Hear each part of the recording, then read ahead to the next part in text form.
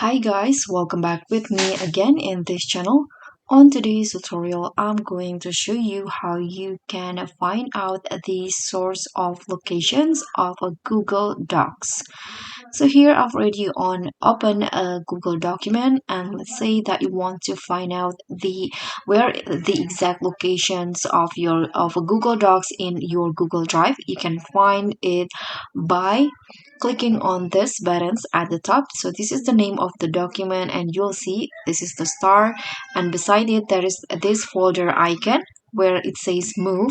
When you click on that, you'll see this box right here, and in here if you want to move it, you can just choose the folder. But if you only want to find out the source of location, you can see this is where your locations the location of the Google Docs that you are currently open. Current location is this one's right here, and if you want to open it, you can just click on this to open the Google Drive in a new tab. So that's pretty much all. Thank you so much for watching. Don't forget to like, comment, and subscribe. Also click on the thanks. Bye.